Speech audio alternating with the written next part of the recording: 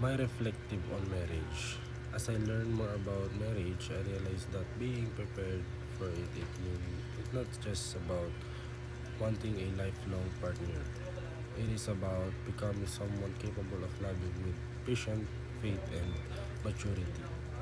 Understanding marriage as a sacred vocation taught me that true love is a choice guided by God, rooted in commitment and selflessness.